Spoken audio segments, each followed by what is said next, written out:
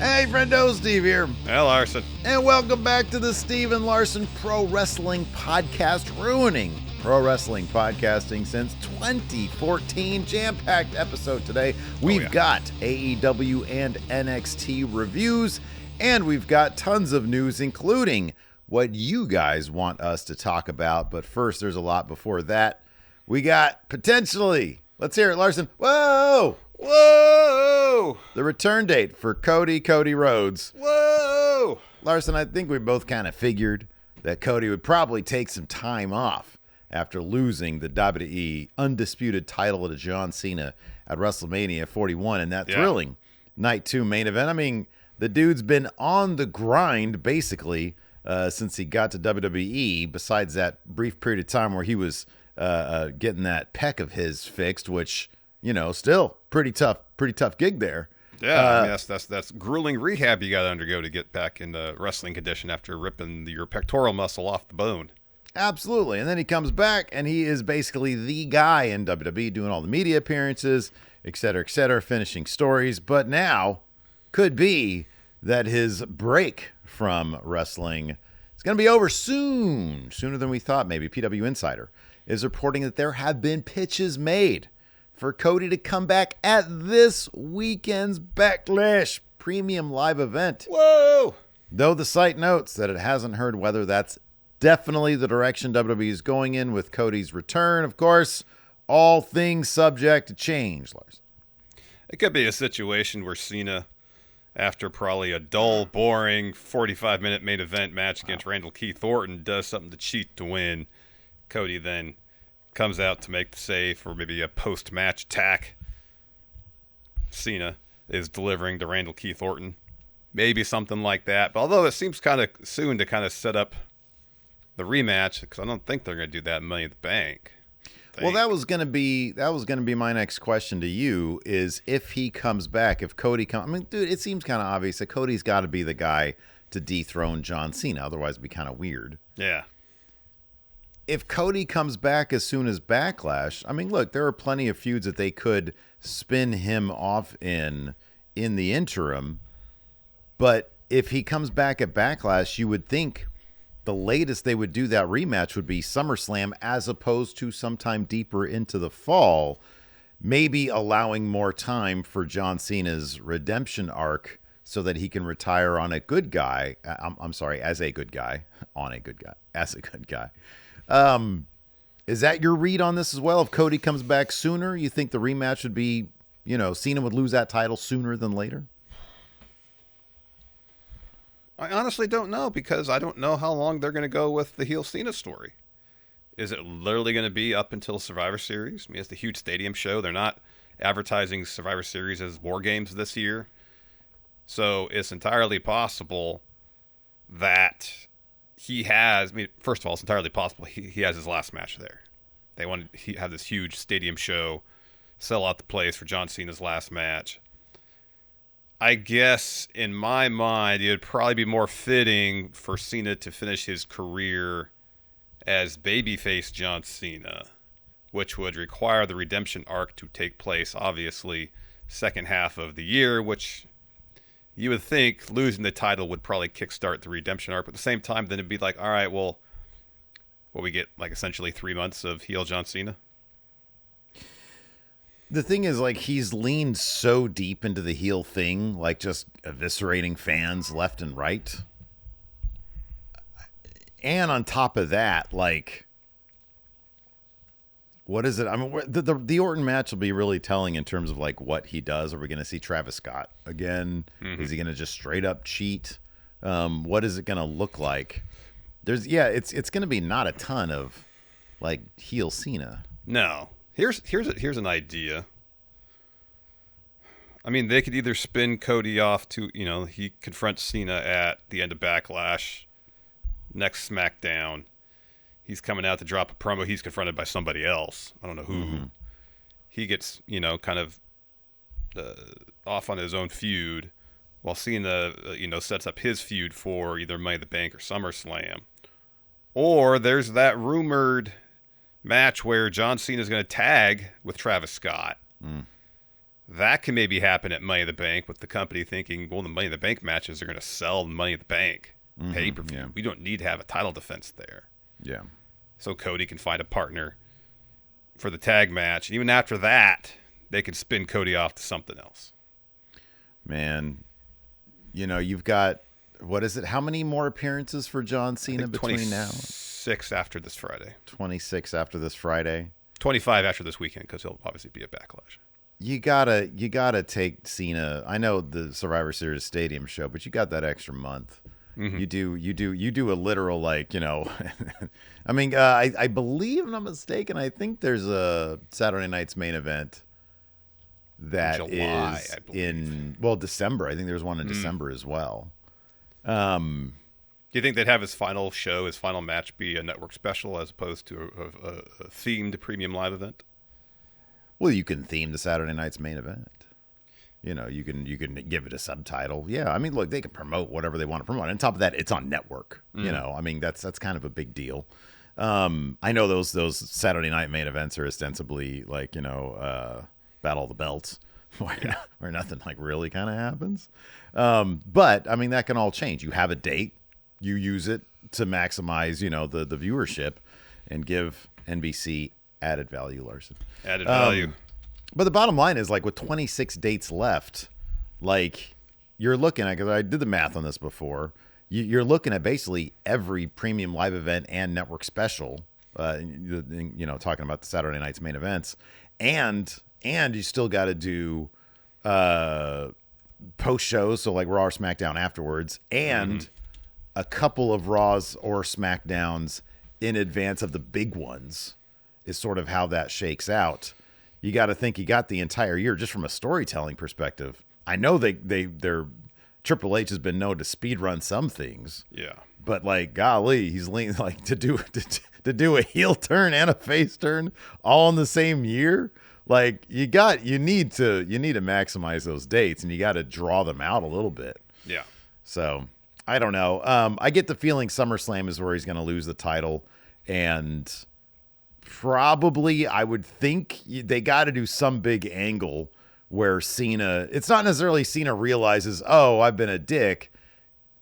Although it should probably be that, but Cena realizes that maybe he's been played or something. I don't know, but The Rock ain't going to be back. So I don't know how they're going to do all that. Yeah, I don't know how they're going to handle all that either. I don't know. It's probably going to be in the simplest way possible, which is, I don't know, he just realizes he was a dick. Yeah, I lost the title. I want it being an asshole. Yeah, reflection. Be an asshole. I woke up, didn't like how I felt.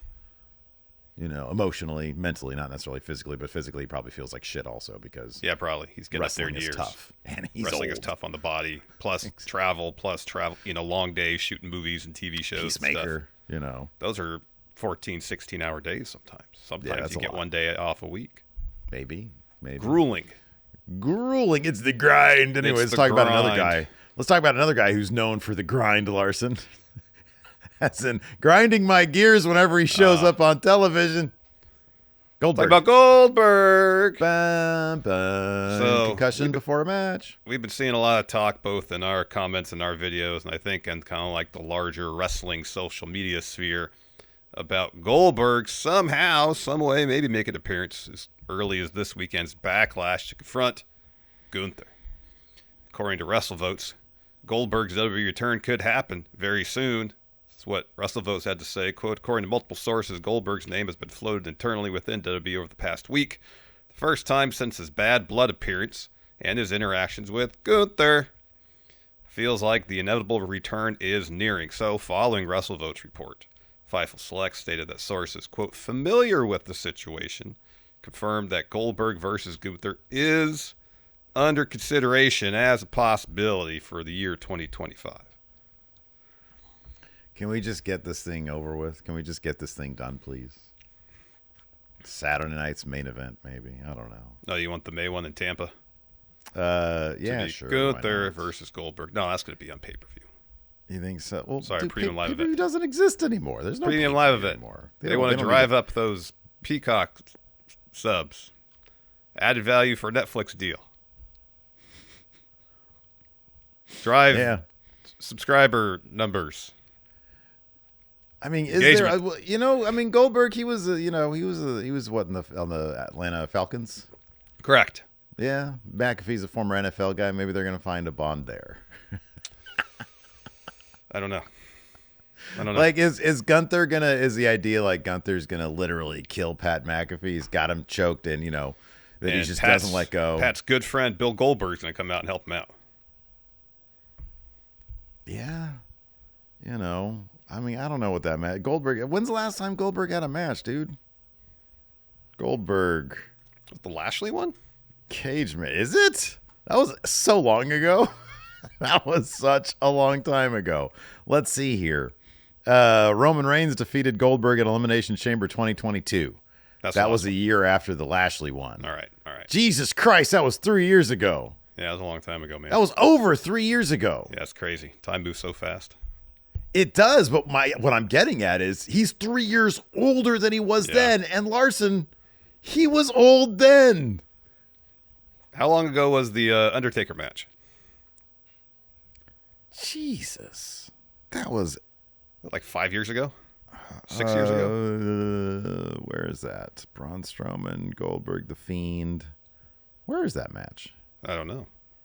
Should be on there. I don't think it was 5 years ago. The Undertaker, here we go. Man, that was 6 years ago. That was pre-pandemic. It was 2019. Yeah, that's right. Yeah. Wow. And he was old then. He was.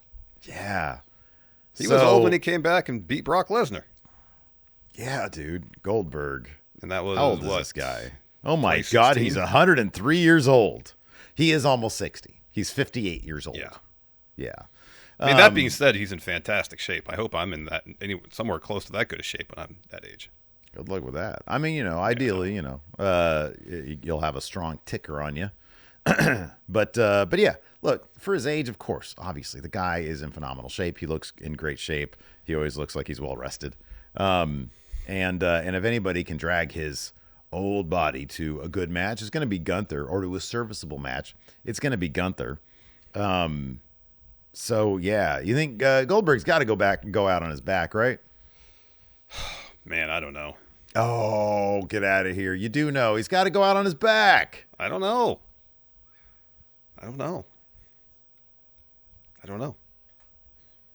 mean, should he? Yeah, probably. Is that what's going to happen? I don't know. So he lost to okay, so here's the thing. He was fine losing to Bobby Lashley. Yeah. And there's parallels there, It's not like look, I get it. I hated the Fiend thing also. That being said, I'm sorry. I'm not going to say that being said. I do not agree with this philosophy. But the Fiend wasn't like Gunther or Bobby Lashley. The Fiend was like a horror movie villain. Yeah. So it's like Goldberg goes in there. I'm not going to lose to a horror movie villain. Okay, whatever, dude. But he was fine losing to younger, and I know Bobby Lashley is factually younger than him. He's not exactly young, yeah. But younger dudes that they're trying to build as good wrestlers or whatever. And Gunther fits that build. Yeah. But then again, it's his retirement match. Exactly. So we'll see. And who's to say that if we get Goldberg versus Gunther at SummerSlam, that's necessarily going to be his retirement match? They might have one more set for him later in the year. We don't know. So we've got Crown Jewel in Perth. The Rumble is in 2026. There is one this year though in Saudi Arabia though, right? I believe so. Yeah. I think Night of Champions. I think. Oh, that sounds familiar. Maybe. Yeah, I think Night of Champions, like in June, maybe October, November. I don't know when it is. Maybe late June. Maybe there's not a pay-per-view for July because early June is Money in the Bank, and then SummerSlam's early August, so they might do Night of Champions. Oh, here we go.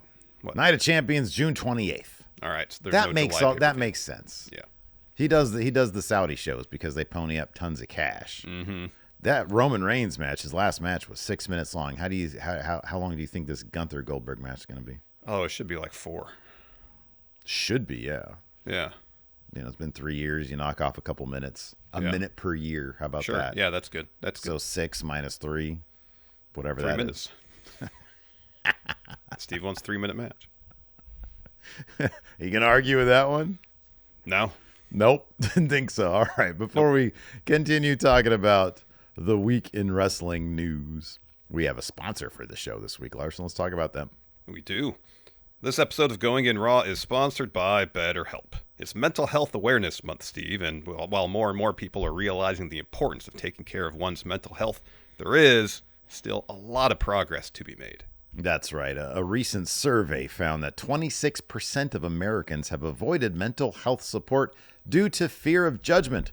When people hesitate to get the help they need, it just doesn't affect them. It can also affect their friends, families, and their workplaces. Yeah, that was definitely the case with me. My battles with severe anxiety in my mid-20s definitely affected my relationships with my friends and my family. And thinking back on it now, I was probably somewhat hesitant to get treatment because I was worried about being judged. Eventually, I made the decision to go to therapy, and I'm glad I did, because I was able to learn the skills I needed to cope with my anxiety and got my life on a much healthier and happier place. With over 10 years experience connecting people with the right therapist from their diverse network of more than 30,000 licensed therapists, BetterHelp makes therapy far more affordable and convenient because it's entirely online. And you can change therapists at any time at no cost. We're all better with help. Visit BetterHelp.com/raw to get 10% off your first month. That's BetterHelp, HELP.com/raw. Larson, of course, Backlash is coming up this weekend. And with that, the new Predictions Challenge, the form is available right now. And I know Correct. Many of you do know. However, we're going to reiterate the prize is a very special prize this time around. I'm still working on that hat. I'm going to take care of that today. But right now, Larson's holding up the only remaining original shirt. It was the shirt that we made back in 2011 for E3. We never put it on sale. We made like a very small batch of them, basically in our sizes. It's 4. It's we made 2 for each 4. of us. And this is the last remaining one. And it's they'll never be made again because I don't even have the art file. But it's like kind of like supposed to be zine inspired of me and Larson as kaiju fighting over a city. I don't know why. Just thought it'd be cool. And that's going to be the prize. It's an XL, so if you're small, you can sleep in it like as a sleep shirt. If you're huge, you can frame it or something. Still got screen printing on it. Wasn't I a Gorn? My body's a Gorn. No clue. No That's idea. what you said. Don't know. But yeah, that's the prize. And then of course to get a hat. I'm still working on the hat, trying to make it a good one. So the way to enter, of course, as usual, is if you're already a member or a channel member or a patron, then just go to the membership tab. The form is available now for Backlash. Of course, the Predictions Challenge itself is going to be for Backlash, Saturday Night's Main Event, and Double or Nothing. Correct. So if you haven't signed up, if you're not a channel member or a patron, you go to patreon.com/Stephen Larson, click on the channel Friendo Club setup, or click join right here at youtube.com/Stephen Larson. You also got access to our old bonus episodes and 2 question threads. So go ahead and sign up. It's not going to be the biggest prediction. For all I know, it might be. I don't know. Maybe a bunch of people are like, holy shit, this was so much fun. I told my friends, and we're going to get 600 people this time. I don't know. Could be. I don't know. But yeah, be sure you fill out your form now, or at the very latest after SmackDown. Yeah. Tomorrow. Well, you have till about 4 o'clock Pacific, 7 Eastern on Saturday, right before Backlash starts to get your picks in. So that is your deadline. So make sure you can watch SmackDown. You can sleep on it. Plenty of time to get your picks in. Ruminate. Watch our predictions over at Friendo Club Wrestling. Yeah. Steve, don't forget this time to get your picks in. Or wait till the last minute. No guarantees, honestly. No guarantees on that. Anyways, speaking of returns, might see another one in the near future. While talking about Shayna Baszler's WWE release on a recent Wrestling Observer Live, Brian Alvarez, from Those Other Guys, mentioned that WWE still wants to bring Ronda Rousey back to the company, saying this, and these transcripts come to you via Sports Illustrated. WWE still does want to do something with Ronda Rousey. Shayna Baszler obviously retired Ronda Rousey, or at least her last match in WWE, so I could not say there's no chance we'll never see Shayna Baszler again. I cannot say we'll never see Shayna again because if WWE makes a deal with Ronda and Ronda wants Shayna back, she'll be back. Everything that Ronda said about WWE, I'm surprised that either of those sides would want to work with each other. She has absolutely eviscerated the company in her public comments. Yeah, she has. I'd be pretty surprised if she came back to WWE. I wouldn't be shocked, but I'd be surprised. When he says WWE, it's just like there might be a person or two in WWE that are Ronda Rousey fans. Maybe.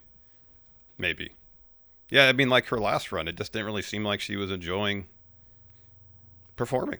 She has had moments in the company. Absolutely. Like her first match, that tag match at Mania, where it was her and Kurt Angle. Oh, that was awesome. That was a lot of fun. There was times during her initial run in WWE where there was some really good matches. Yeah. No, she took to you could tell that she really enjoyed pro wrestling. Mm-hmm. There did seem to be something, and given that she's talked relatively extensively about it and brutally honest about it, there's a lot about the culture in management, as we all know now, that she didn't like. Mm-hmm. And so I'd actually be pretty surprised if she came back. Yeah. That said, if they saw value in her name and her brand, then I guess anything's a possibility. But I don't know. I think you and I have always been kind of the same. You sort of roll with the roster you have, spend time building that roster up in their names, and don't worry about the rest. And I don't know. Would her big return, if they advertise, oh my God, she's coming back, and like. I feel like it'd probably pop a rating at the outset, but past that, I don't know. I mean, look, if they said she's coming back for a big SummerSlam match to put over, like, I don't know, a Rhea Ripley or a Bianca or something like that, and she did a program for that show, that would kind of make some amount of sense. I mean, I feel like her name in WWE probably carries enough clout to be like, oh, kind of a big deal. Like Ronda comes in, she, puts over somebody who they're trying to build up. Mm-hmm. I could see there's probably some value to that. But like in terms of like a longer term deal, I'd be surprised if she wanted it. And I don't know if it'd do much for the WWE, because she's sort of just there clogging up that top spot when it's a loaded roster. It is a loaded roster. Yeah. Yeah. Maybe, a short term thing to get in a program with somebody to ultimately help get them over. That maybe would make more sense than a long-term thing. But either situation, I'd be pretty surprised if it were to happen. Mm-hmm. Yeah. Maybe somewhat less surprised than Will Ospreay talking trash about WWE. Oh, hell. I can already hear the clickety-clack of the keyboards in the comments on this one, man. Oh, jeez. All right. You're the one that always, like, when we're doing the star ratings, like, we want the toxicity because stuff. Well, here it is, Steve. This is what you want. No. I want to be the one generating the toxicity. No. I don't want to talk about other people trying to drum up the toxicity and the tribalism. But these apparently are just honest words from one Will Ospreay, of course, AEW's best wrestler. So during an interview with the Daily Star, he had this to say about WWE. And these transcripts come to you via WrestleOps. WWE and all... Sorry, I can't do the fucking accent. WWE are on fire now. But like, I still, as not only a viewer, but as a wrestler, I just don't enjoy it. I haven't watched WrestleMania. What I've heard is it wasn't the best Mania. Maybe like Io, Rhea, and Bianca was the only sick match on there, which 3 of them are the best wrestlers, period. But for me, I just never was a WWE guy. I respected in the guys doing it. That schedule is crazy, and I commend more doing it. I just didn't like it. Don't like the show. Don't like the style of wrestling. Don't like the presentation. It's got better. I like the one-shots they've been doing. I just never been a big fan of it. So that's why when AEW came along and they went with like the sports-based style of it, it was something I could sink my teeth into. WWE is trash, says Will Ospreay, and you're an idiot for liking it. Yeah, I guess so. It's for the simples. Oh, man. No, it just sounds like a guy who values the in-ring presentation of like New Japan and whatnot. Yeah. Well, it's that plus leaning not so much into kind of the soap opera style storylines. Yeah, I get that. I totally get that. I mean, people are going to pick this up. Boy, God, I have not been on. I'm not going to get on Twitter today because I have no desire. Oh, I scrolled see... down to some of the comments, and that was a mistake. Wait, comments where? Because Russell posted the transcripts here on Twitter. Oh, okay. And so I just searched for it, found it, and like I said, I made the mistake of scrolling down to see some of the comments, and it reminded me why I got off Twitter to begin with. Getting so defensive over a company that's only goal is to pry your money out of your pocket. Separate you from your money. Which, by the way, guess what AEW wants to do as well, Larson? Separate you from your money. They love your money. Look, it's okay that the guy has an opinion about what he enjoys and what he doesn't enjoy. Look, personally, I love the WWE. I enjoy it more than the AEW. I do. I like the soap opera bullshit. I like that shit. But he doesn't, and that's cool. I fucking love the shit out of Will Ospreay. I think that dude is top dollar. He's great. Phenomenal wrestler. The segment last night with Hangman Adam Page was fantastic. Ooh, I thought it was good stuff. That was really good stuff. Really good stuff. So yeah, I mean, when he says, I'm not really into it. A lot of people weren't into Mania this year. So I get it. I like that he did call out the one match that was a banger ass match though. Well, there was two really good matches. The two triple threat matches were both really good. But yeah, I appreciate he called out the Ia Rhea Bianca match because that was probably the match of the whole weekend. Yeah, I agree with that one. All right, man, it's time of the show now where we take a look at what the friendos want us to talk about, or at least get our thoughts on. Yeah. Let's go ahead and talk this. So first up, Legal Forearm Shots wants to know, now that the Good Brothers, Cedric Alexander, Isla Dawn, and Blair Davenport are officially free agents, where do you see them going? So I think the Good Brothers are going to be in New Japan. Yeah, they're already, I think, announced for New Japan. I would not be surprised if we see Cedric Alexander in AEW next week when Bobby Lashley gives his answer to MJF. I would love to see that. I imagine it'd be a situation where MJF comes to the ring, Hurt Syndicate's there, and MJF's like, all right, what's your answer, Bob? And then MJF gets attacked from behind by Cedric Alexander.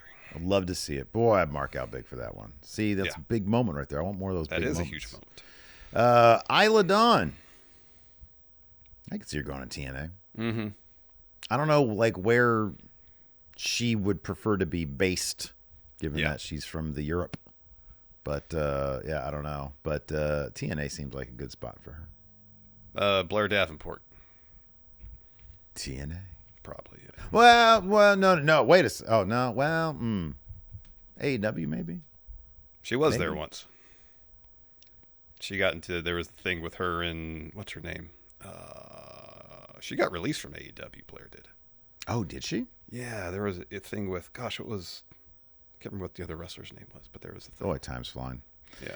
Probably TNA, I guess. I don't know. TNA, maybe. About this, Spectrum says how Naito and Bushi leaving essentially disbanded LIJ. Yeah, it's just Hiromu at this point. Jesus. Well, I guess Titan. Maybe Sonata can rejoin LIJ. His 10th faction in the last 2 years? Yeah. Comes full circle. Maybe he'll bring evil with him. Man, I'd love to see Naito in WWE now that I think about it. Yeah? They don't have to wrestle all that much, It's like, just take it easy. Mm-hmm. That dude, he's got aura. Oh, heck yeah. He's got charisma, just, super charisma. Massive charisma. Charisma's dude, he's got a shirt that's like a comic book drawing, kind of. Just like a really good drawing of him doing this. Yeah. I was like, I saw it on him. I was like, man, I want that shirt. Yeah. I don't know where to get it, though. Joker Smiley. What do you think about this one? The story that AEW found it hard to put EJ Nduka next to anyone without him outshining them physically. He's a big dude, jacked. Oh, he's massive. And looks like $1 million jacked. this guy. Yeah. I don't know, man. I mean, that's... So I saw this reported by Sean Ross Sapp, and then he had a subsequent follow-up saying those in AEW are strongly refuting this particular rumor. I mean, that's one thing Tony Khan has not done well from the inception of AEW is book like his super heavyweights well. Yeah, he likes really them 5'2" guys. Like, there's been a number of wrestlers, super heavyweight wrestlers, that just haven't been booked like Lance Archer. I know he's a veteran. He's been around for a number of years, and it's not like he's a former world champion or anything. But still, he's a really fun wrestler. And you could put him in prominent positions where you're going to get a fun match out of him, and he's a good guy to help get people over. And he's rarely on TV. Yeah. He's stuck as a henchman in the Callis family now. Yeah, it is. It's funny. It's like sort of a flip the script situation from like the 80s. Because like I feel like Speedball is probably his favorite wrestler. You know? It's like look at Hologram. He created Hologram. Yeah. You know, he pulled a guy Aramis from the Lucha Libre scene, and it was like, hey, I want to bring you in, but I'm going to rebrand you as, you know, these sketches that I did when I was in the 7th grade of a wrestler. And you look at that and you see, obviously, he loves Hologram because Hologram is undefeated. Mm-hmm. And I feel like that is what Tony Khan likes. He just wants a whole promotion of kind of that. Yeah. And so you get this big dude who looks like $1 million. Yeah. Well, where does he fit in? You know? So I don't know if I don't know. We have no idea what the veracity of the story is, if it's true or not. Yeah. And I don't even know if it's something that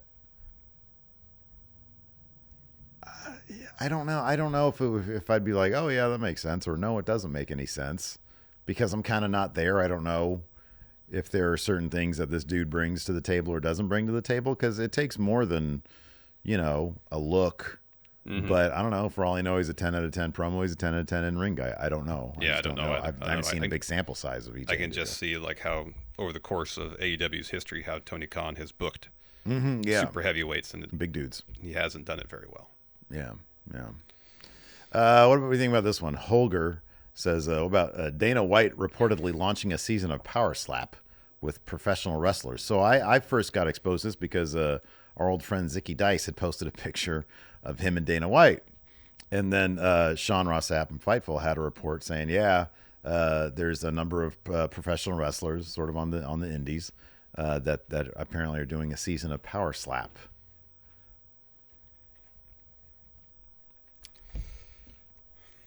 All right. When I saw this, I immediately was just sort of like, God, I hope they're okay. Yeah, I know. That's the thing is you see so many of those clips where someone gets slapped into and oblivion. It's like instant concussion. And you worry about the brain injuries these people are suffering in a show where they're probably getting paid like not much. So like the risk reward aspect of it seems way off, leaning more towards risk. You know, it just doesn't seem, I don't know. It's the most idiocracy sport. It really is. And it's so telling that Dana White, it's like his brainchild. You know, hey. Well, it's not even that. I think it precedes him. He just picked it up. Yeah. It was like, oh, wow. Because we were seeing that ages clips, ago. You know, clips of these slap leagues or whatever you want to call them, promotions, doing stuff years ago. Yeah. So, yeah, it's something that he maybe saw the same clips and decided, hey, I'm trying to market this to a larger audience. Yeah. We'll see about that. Yeah, we'll see. I just hope they're okay. Yes. This is an 8, says Travis Scott training with Booker T. We had heard that before. Yeah. And that's I don't really the tag thing. I don't really care about that. I mean, even from a perspective of like, oh, WWE is going to generate a bunch of publicity because they have a tag match. If this rumor is true, that it'd be like Cena and Travis Scott versus like Cody and I don't know, like Bad Bunny or something. Yeah. I have no desire to see that or the story build or anything. I just don't. It doesn't interest me at all. Yeah. We talked about this already. Talked about that. The Champ says Fuego del Sol returning and rebranding as KJ Orso. All right. He took his mask off.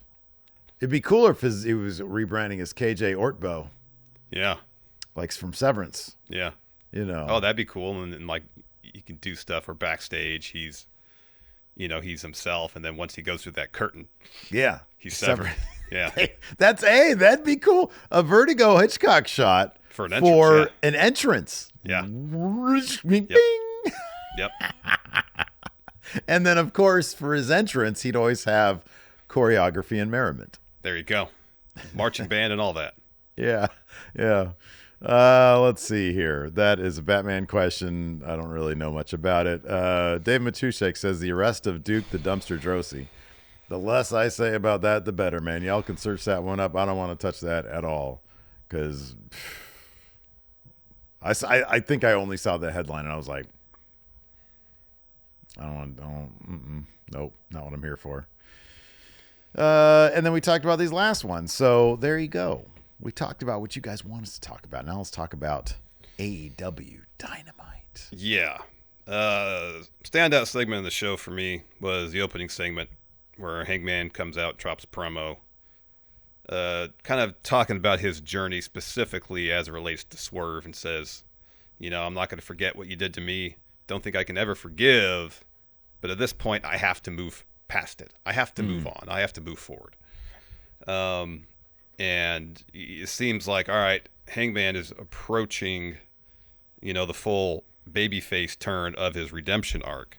Will Ospreay comes to the ring and says, hey, this is all great. Your story of winning the title is fantastic. But after you lost the titles, when everything fell apart, I came in here and stepped in and took over all the responsibilities that you weren't doing because you were dealing with your own thing. But now you think because you're a good guy again, you can have your spot back. No. So it was, it's a very, that was a very effective way for Ospreay to come out there as a babyface and give Hangman his flowers as far as his journey, and giving him credit for his title win and all that. But at the end of the day, saying you just can't come back in and get your spot as the main character of this show because the landscape is different now. You still have work to do to earn that spot back. You can't just walk back into it. And the tension between them was really good, especially after the Callis family comes out. And Will takes it upon himself to kind of issue a challenge for a tag match with him and Hangman tagging together. Hangman didn't seem too keen on that. It's going to happen next week, though. I believe it's Takeshita and Josh Alexander versus Hangman and Ospreay next week. I'm sure it's not going to go well for Hangman and Ospreay in terms of working cohesively as a team. They'll probably win. Maybe not, though, because Hangman could eat a pin. Yeah, in terms of one segment getting me pretty invested in their match at Double or Nothing, I thought this was really effective. Well, I thought it did a good job in terms of just the very basics of a pro wrestling match, because Ospreay, by the end of it, sort of went the heel route. Not like super heel, but when you're screaming at a dude saying, this isn't about your redemption, this is about my ascension, I mean, that's essentially giving us one guy to root for and maybe one guy to root against, And so yeah, I assume that the tension is going to be ramped up in this match next week, and we'll get kind of a clearer picture of what those roles are going to look like heading into Double or Nothing. Is there anything about the way they framed this and Ospreay's response that would lead you to believe one person has a better shot at winning and going to All In? When is the Forbidden Door show? Is that in July? That's I think that's August. It's August because All In's in July. August 24th. Okay. Yeah, they took the All In London date typically, and they kind of swapped it with the Forbidden Door date because that usually has either end of June or in July, so they kind of swapped those. So I'm wondering if they're going to do Hangman Mox at All In and then Ospreay Mox at Forbidden Door. Could be. Which, of course, obviously would mean that Hangman would win the match at Double or Nothing. Mm-hmm. Mm-hmm. I mean, we did see the Death Riders in the Young Bucks locker room during the course of the show, so maybe they're hatching some sort of plan either to cost Hangman the win at Double or Nothing, or if it gets to that point at All In. I mean, yeah, I know, because people were saying that, they might be setting up Swerve and Hangman versus the Young Bucks, and of course we saw Matt Jackson roll up Swerve during the match on Dynamite this week, so that's also a very possible scenario as well. What was our timetable for Darby? You think he's going to come back at the end of what? All In? I wouldn't be surprised if he made his return at the end of All In. You think they're going to give him? He's got to, like, when he comes back, doesn't he need like a path to get to Moxley? Moxley's going to be dodging this guy for a second, isn't he? Yeah. Yeah. So he might have a couple more competitors between his return and the match where Darby beats Moxley, because that's totally happening. Yeah, what we assume would be Wrestle Dream if it's still somewhere in the Wrestle Pacific Dream, Northwest, yeah, maybe. which is what, usually October. Yeah, October. Because then you got Full Gear the next month. Yeah. So yeah, that's interesting. Let's see here. Also, Toni Storm had another Eliminator match, Larson. Mm-hmm. I wonder if are they doing a story where maybe Tony's wrestling too much, and that will make her more in danger of losing the title at All In against Mercedes? Because she's wrestling basically every week in these Eliminator matches. Yeah. If they are, it's not like she's necessarily showing the signs of it. No. Because, like, at the end of this, she was giving her, the flowers to, even though she won it, Thunder Tits. Isn't that their name? Mm-hmm. They were, like, hugging and having a good time. Last week, we saw her dancing in the ring to Jamie Hayter's, you can call it dancing, gyrating in the ring. So if they're doing that as a story, I mean, they can sort of properly introduce that theme, in a more formal way, perhaps. Mm-hmm. At any time between now and then. But because so wait, the Hayter Mercedes match has happened at Double or Nothing. That's to get Toni Storm at All In. Yeah. But she's just doing these Eliminator matches. She doesn't have an opponent. Maybe it'll be like a 6-way Eliminator match, like match after match. It's just more participants. That's what it sort of feels like. Finally, she has her own Casino Gauntlet match. Yeah. Yeah. It does kind of maybe there's kind of upping the odds against Toni with every match, and so basically between now and All In, she kind of beats everybody else in the women's division except for Mercedes. Mm-hmm. Yeah, that could be. I don't know. Yeah, no, that could be cleans out everybody except for Mercedes. Mm-hmm. That could be. Yeah. So anyways, I don't know how you want to handle this. We've already talked about the Paige Ospreay stuff. It was a lot of talking. It was a lot. I kind of don't want to dive into that. Yeah, it was. I mean, like Hangman comes out and says essentially, I don't know why anybody would cheer for me after all I've done, but it does make a difference. I'll see if I can get through this real quick. It says last 2 years have been hell. He says after what happened to him, he wanted revenge and justice. He found it. He says, I took from another man his only hopes and dreams and nearly killed him. He says he referenced that moment at the end of the cage match where he took a step back towards the ring. And he said after the match, he thought he'd feel some measure of closure, but instead he felt nothing. So for a second, he thought about going back to the cage and finishing the job. But he couldn't do it. He says, I don't know why. He says, since I couldn't find that closure, I bottled up that anger and took it out on everybody who got in my way, hoping for some kind of catharsis.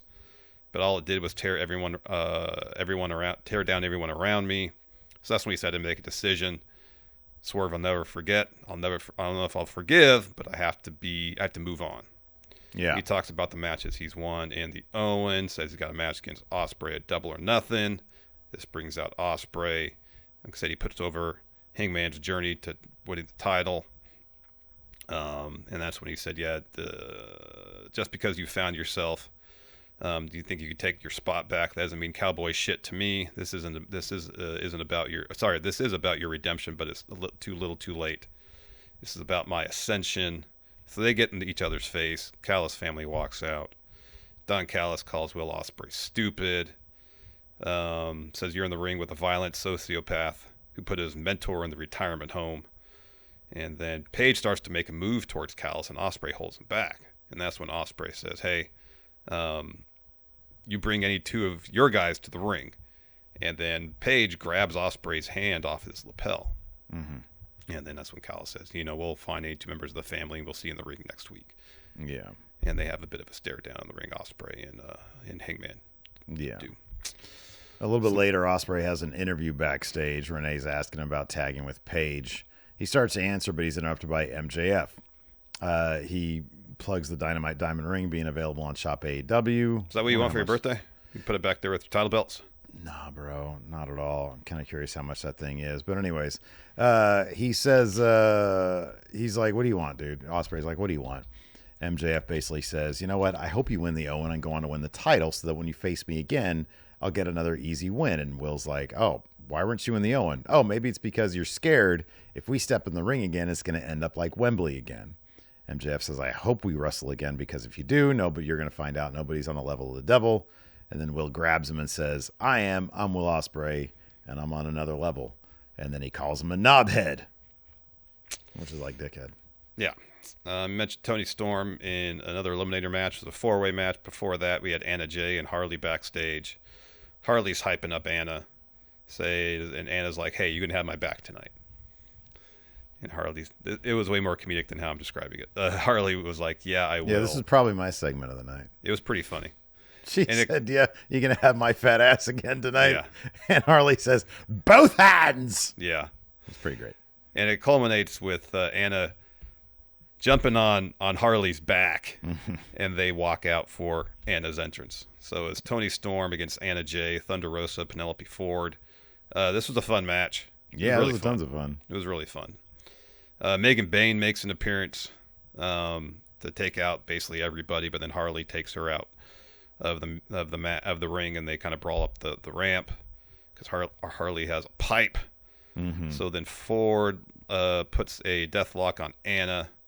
Tony gets in the ring, breaks that up, and then puts the the Turner Classic Movie chicken wing? Is that what it's called? Yeah. On Ford, and Ford taps. Yeah. I'm looking for this damn Dynamite Diamond Ring. Yeah, me too. Accessories. And the inventory. Novelties. Do they have a section for jewelry? Not that I saw. What a bummer. Anyways. I'll keep looking. Yeah. Also, we there had a brawl. You have to search for it. Take a guess how much it costs. $129. A little bit more. $150. $149.99. Damn it. That's what I was going to say before I said 150. Yeah, okay. You think it's worth it? No. No, of course not. No, of course not. So we had like a brawl between Jamie Hayter and Mercedes Moné. I thought this was a pretty effective brawl, though. So Renee had a sit-down interview with Jamie Hayter. Asked her, what does this mean to you? She's like, it means more to me than it does to Mercedes. She says, I'll be damned if Owen's legacy is going to be represented by Moné, who's the antithesis of what Owen stood for. She says, I want to get to know the real Mercedes, not the brand and not the egotistical woman we know today. She says, we're nothing alike. I don't have her resume, match catalog, or star power, but I've got integrity and grit. She says, this is about showing Moné that she's not untouchable. And then Moné attacks Jamie from behind. The brawl spills into the hallway. They end up brawling into the arena. They're in Detroit, Motor City. Beautiful venue. Yeah, that venue was cool. Yeah, wasn't it? And so they go like all around the venue and stuff, and they brawl to up the ramp. Moné takes a swing. Jamie catches it, looks for a haterade. Moné ducks and runs backstage. And then she poses to the crowd, and then Moné comes back, blasts her from behind, and locks on the statement maker. So, never turn your back.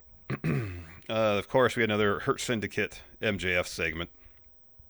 So Hurt Syndicate comes to the ring, and MVP takes the mic and pretty much says, is there nobody here who's going to challenge us for the tag titles? So you had Crew, Leo Rush, and Action Andretti. They're sitting ringside. Top Flight comes out, and they more or less answer Hurt Syndicate's challenge, but they get laid out by MJF. So he busts open Dante after sending him into the ring steps, throws Darius into the ring post, bites him on the head. He smears Dante's blood all over his chest and then powerbombs him on the apron. He gets in the ring and steps up to Lashley. MVP hands him the mic, and MJF just says, I hurt people. And so Lashley takes the mic, smiles, and says, all right, I'll have your answer for next week. And so then later on, she's asked about, what's your answer, by Alicia. And then some lawyer guy gets in Lashley's ear, and he says, on advice of my counsel, you're not going to get my answer till next week. Is it because his counsel is busy signing the contract for Cedric Alexander? Yep, waiting for that no-compete clause to expire. There you go. Is the answer going to be, we already have another man, and it's Cedric Alexander? Something to that effect. That's my guess. There you go. So we had the Elite in action. Before that, though, they have a promo with Ricochet. So Matt says, tonight's a huge night for the Elite because Okada's in action. And so Okada says, hey, Kevin Knight, hope you have a good night, bitch. He leaves. Ricochet steps in. So Matt says, why you want to tag with us? And Ricochet says, oh, I can help you with your swerve problem. I've beat him before. If you follow my lead, I'll lead you to victory. So when the Ricochet leaves, Young Bucks open the door to their locker room. Death Riders are inside. Mm-hmm. So we got a Roosh promo. He's upset with Kevin Knight because Kevin Knight cost him $100,000. Yeah, I honestly at this point I wish every match, like in the lower for like when the match is about to start, gives us exactly what the winner's purse is. Yeah. So anyways, Roosh says Knight owes him that money and he will pay with blood. I would rather take the money in money. Yeah. Because when I say he was like, you cost me $100,000, and then you're gonna, I'm gonna get that back in blood, and I'm like, get that back, like maybe sue him. Yeah. Yeah. Or challenge him to a match and have that $100,000 on the line. Yeah. Right. Exactly. Something. Yeah. Yeah. So then after that, we had Mark Briscoe, Speedball, and Swerve against the Young Bucks and Ricochet. This was a really fun match. Somewhat surprisingly, Swerve took the L here. He's looking for a springboard back on the ring, and Matt Jackson rolls him up. A small package to get the W. Really fun match, though. Then later on, Okada has a match against Kevin Knight. Roosh attacks Knight during his entrance. Throws in the barricade a bunch. Speedball runs out to make the save. So then Aubrey Edwards asks Kevin Knight, do you want to wrestle? Kevin Knight says, I do. Match starts. Pretty effectively done in terms of giving Kevin Knight some hope spots, even though comes into this match. Following an attack from Roosh. In the end, though, Okada gets the win, hits him with the Rainmaker, and then he just starts hitting Kevin Knight with a bunch of short arm clotheslines, looks for a Rainmaker, and then Speedball comes in to make the save again. Yep. We also had Samoa Joe taking on Claudio ahead of his AEW title match at Beach Break. Yeah, next week. Beach Breaking. All right. No, not Beach Breaking. What? Beach Break. Beach Breaking. Spring Beach Breaking. Anyways, yeah. So Joe gets the win here with the clutch. Claudio taps out. Death Riders come to ringside, but Hobbs, he's got the jump on them, as they say. Slides in with a chair, blasts Claudio on the back. Mox is sort of like, uh-oh. So he just stands there and watches as they just beat the shit out of Claudio. And Joe sets up a chair, dumps Claudio gut first over the back of the chair. So that might have written Claudio off for this match. Yeah, I think that's the idea. That was Joe's response to the move that Claudio's done to Shibata and Hook. Right, yeah. We had FTR interrupting commentary while they're running down the show. I should say FTR and Stokely to issue a warning to Daniel Garcia. Mm-hmm. So Stokely asked Shivani, do you have an issue with us? He said, FTR apologized to you, but week after week you keep saying negative things about FTR and myself. So Stokely calls Tony a pasty piece of shit, and Tony's like, that's enough. Stokely pushes him down. Tony gets back up. FTR stands between Tony and Stokely. So Cash says, Tony, relax. It's not about you. Garcia says he wants answers. Danny, you gave us no choice. We saw ourselves as father figures to you, and you turned your back on us. He said, tomorrow on Collision, it's going to hurt us more than it's going to hurt you. And then Dax takes the mic, and he just says, hey, Tony, tell Nigel that we'll see him tomorrow. So, yeah, Collision's tonight. Yeah.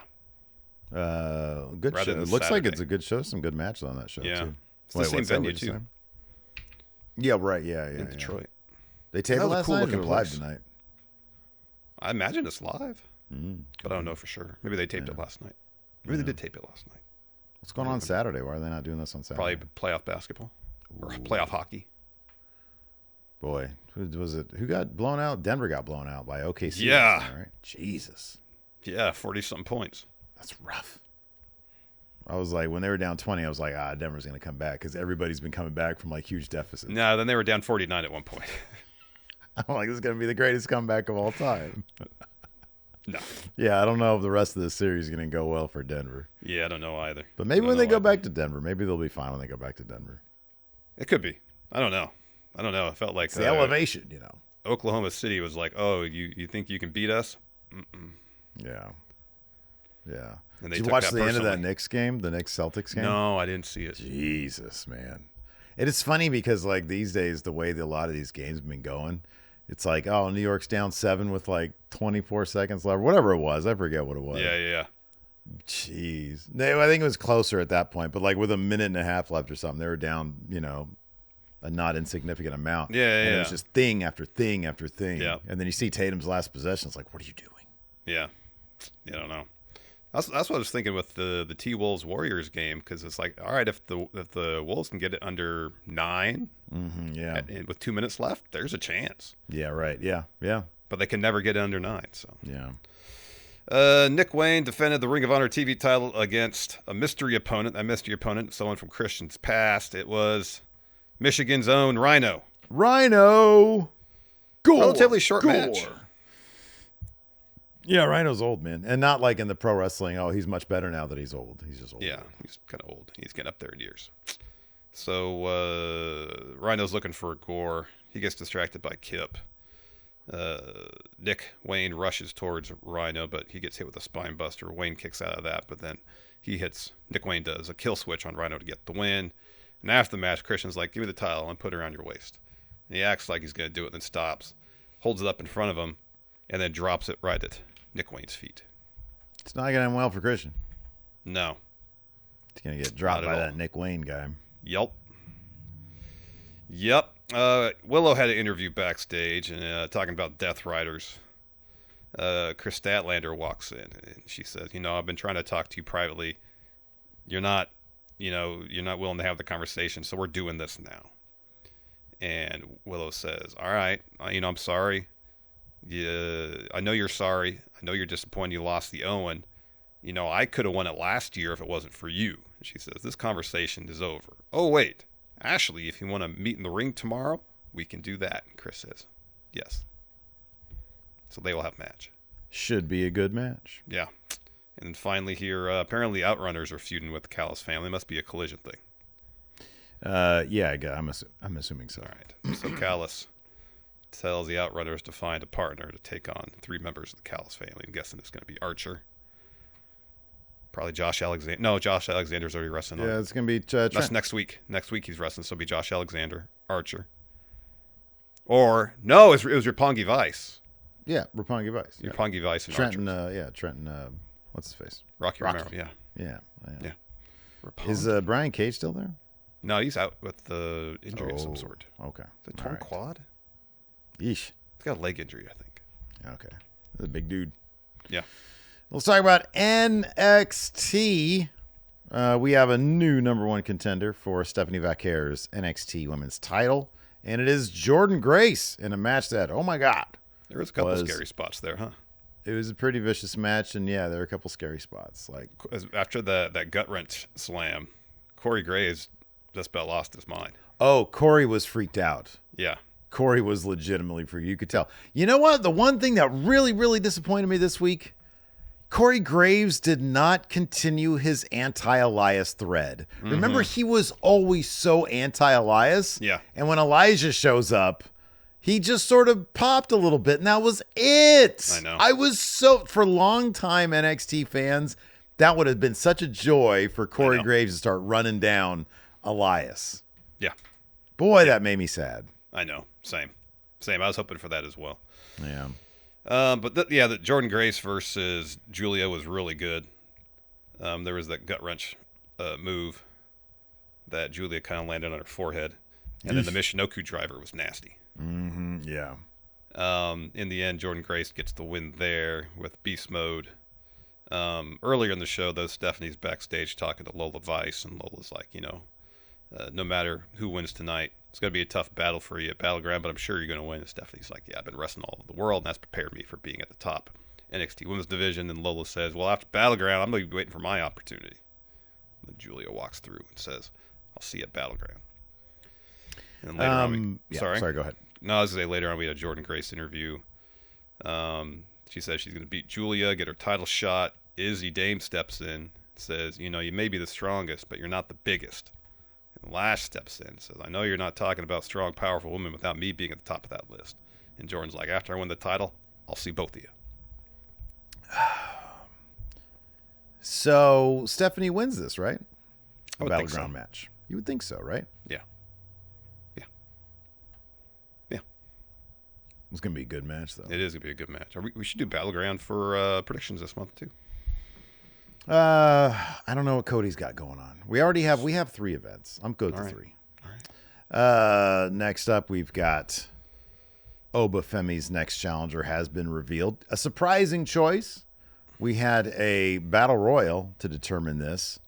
Before the battle royal, though, we had a bunch of the participants in various backstage segments. Of course, notably NQCC, the No Quarter Catch Crew, who's Miles Bourne, ended up the winner of the Battle Royal. Mm-hmm. So Charlie Dempsey's like, hey, I got something to say. It's a major opportunity for all of you, for all of us. It's not about holding grudges. We're 3 individuals with one goal in mind, taking the NXT title from Obafemi at Battleground. Tavion's like, yeah, I'm on the same page. Time for us to get championship gold. And Miles is like, yeah, I heard what you have to say. And then later on, we had Tony D on the phone in the locker room, a man by himself now. We had Wes Lee, Tyson, and Tyreek walk in. Wes is like, hey, how's the he's just trolling Tony. He's like, how's the family going? He's like, if anybody knows anything about stabbing somebody in the back, it's you. And Wes is like, there's something different about you, man. You're less confident. That must be why you're not in the Battle Royal. And he's like, hey, if you want to be a tough guy, take a shot. And he's like, I would, but I have a Battle Royal to win. Mm-hmm. Mm-hmm. And then Trick, we see him make his way. He gets the entrance in the Battle Royal. And earlier in the show, he had screwed over Joe Hendry in his 6-man tag match with Hong Kong Hank and Tank. Yeah, thank you versus Dark State. Appreciate that. And I know you're a big fan. So I wouldn't say I'm a fan, but you're a number 1 fan. Last night at 2:00 in the morning, for some reason, you were sending me links to their merch on the shop because you're like, hey, my birthday's coming up. This is what I want. In several months. So that to me, I know, several months out. It's kind of ridiculous. I guess I must have been doing that in my sleep. I don't know. Anyways. Dude, what they kind of no-sold something like Timothy Thatcher was just sort of there. I know. Because last week it was like people from LFG, Evolve, and TNA, NXT, TNA, and Noah are all going to be there. Well, Timothy Thatcher is from Noah, I guess, right? I think he's involved in the ID program, and I think he's been on Evolve. Oh, has he? I think so. I haven't watched a lick of that. I haven't either. I just think I've read something about that. I saw the people are clowning the in advance of. So Nikita Lyons took on somebody in Evolve, and they were doing this was on Twitter. There's a clip going around, and they were doing like the introductions, and it's like she was spamming the taunt button because she just kept on doing a bunch of different taunts. It was pretty comical. But we had let's see here. We had Javon Evans, Timothy Thatcher, among others. Yeah. Swipe Right was back. They were in it. Zach Wentz, who when Wesley had showed him arriving, I think at the arena. Yeah. Zach Wentz was there. I was like, ooh, that's kind of cool. Yeah. Shiloh Hill from Lefge. Sean Legacy from Evolve, who I'd never heard of. Yeah. The crowd there was really excited to see him in the Final 5, though. And then Briggs and Inamura, Ethan Page, the No Quarter Catch Crew, the Culling, and Elijah. We got a little Elijah concert here. Yeah, he's got the same exact gimmick he'd had when he was Elias. Yeah. Everybody walks with Elijah. Yeah. Oh, and Chris Island also from LFG. Chris Island, who pointed out Cal Jack was his trainer, and they showed him on LFG. Yeah. So that was kind of cool. That was super cool. We mentioned that Miles Bourne eventually wins it. The final 4 are Bourne, Spears, Page, Javon.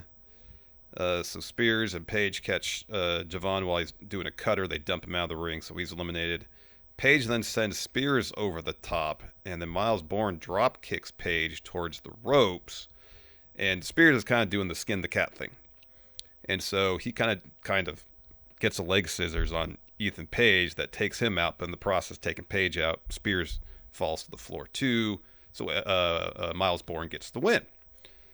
So later on, Wesley is on the phone, and he's talking about getting a match made. So he walks off. Cameron pans over to Briggs and Inamura because they had some story beats happen in the Battle Royal.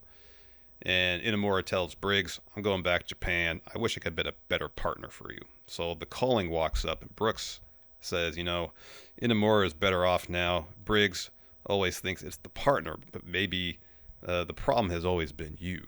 Yeah. So what a sad send-off for Inamura. I really liked him and Briggs together. I did too. I thought he was really good. He really, he became a character that I was kind of invested in.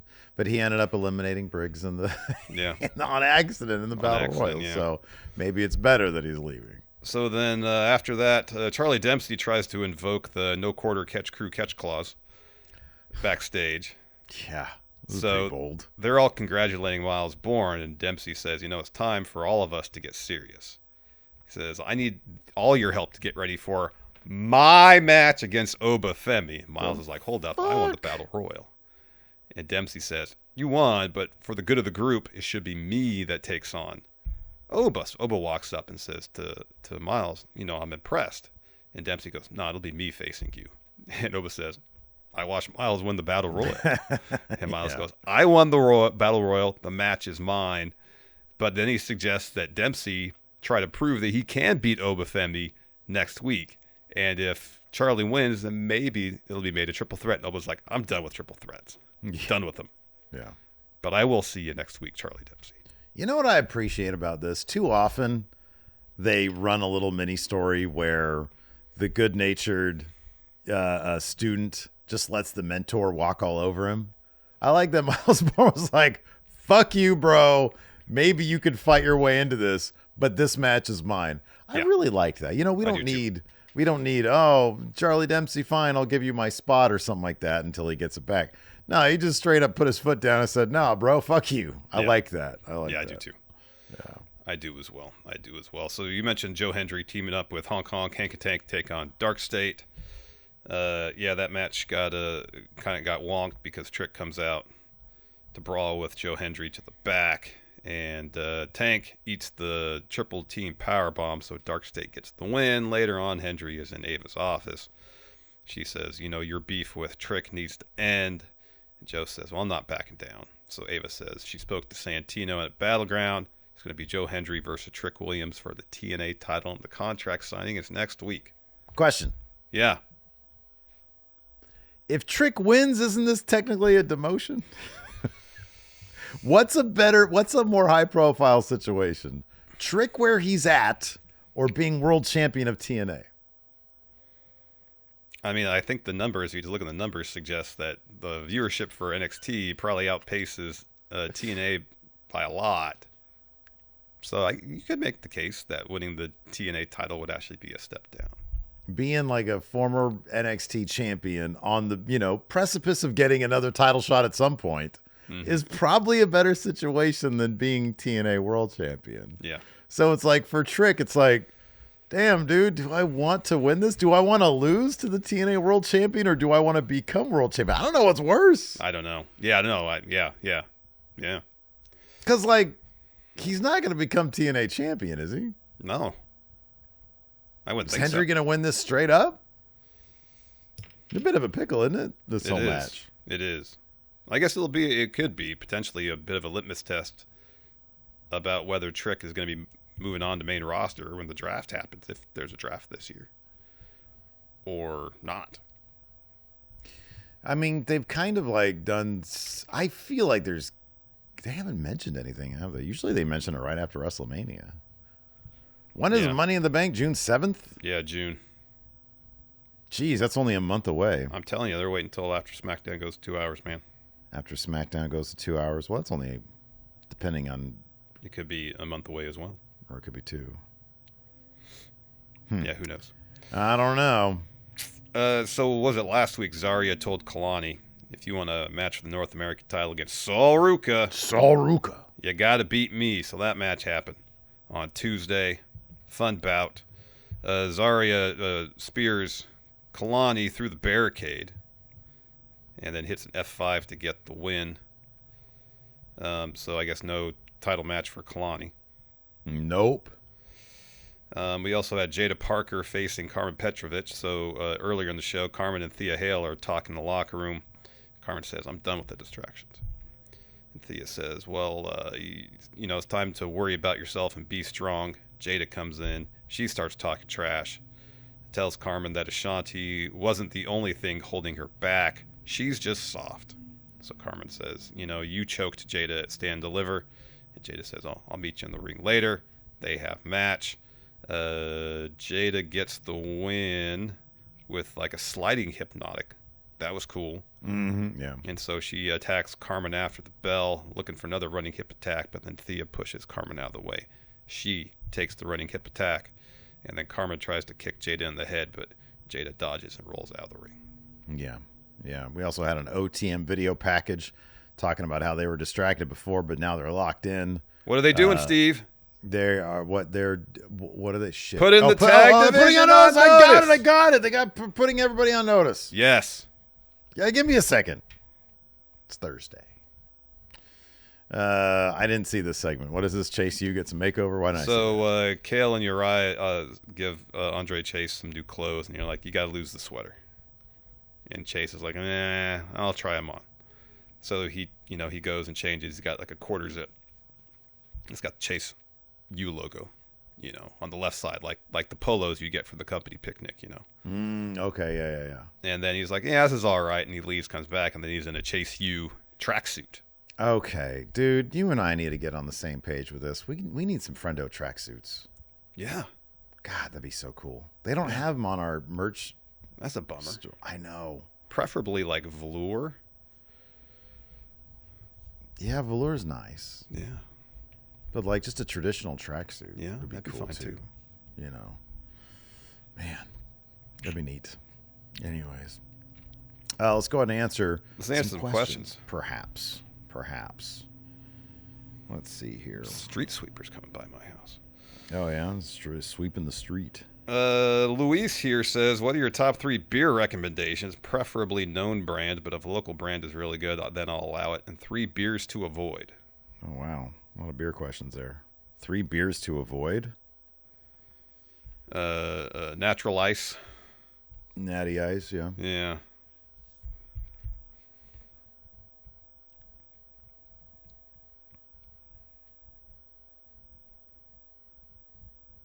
That's the only one I'd say to like even like a Budweiser. If it's fresh, I'll take it. Like one of the best beers I ever had was a fresh Bud Light. Another one of the best beers I ever had was a fresh Miller High Life. There you go. Best beer is a free beer. Gorilla Mon says, how short would you book the Gunther Goldberg match? Steve said 3 minutes. Yeah, this person says 3 minutes or less. Yeah. Yeah. I like the less part. Yeah. That'd be ideal. But, maybe 8 minutes and then 4 minutes. This 8 minutes of Goldberg hope spots.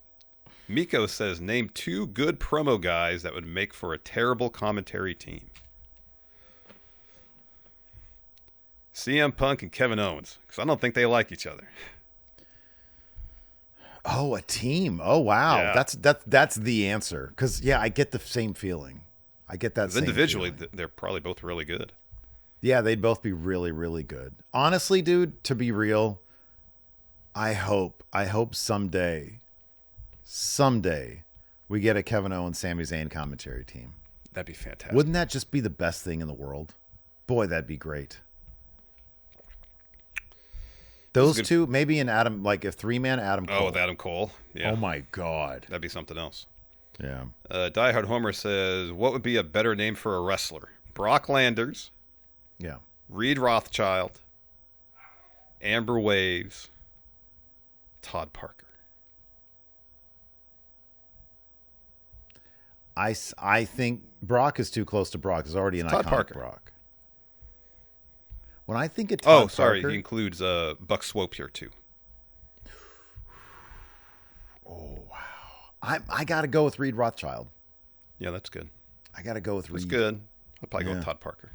Todd Parker. What was Chess Rockwell was the character name, right? Mm-hmm. And Brock Landers was Dirk Diggler's his name. And Angels with, gosh, I can't remember the full name of that. Let's see. AJ Otani says, "What would you want added to the Chase U uniform if you were enrolled?"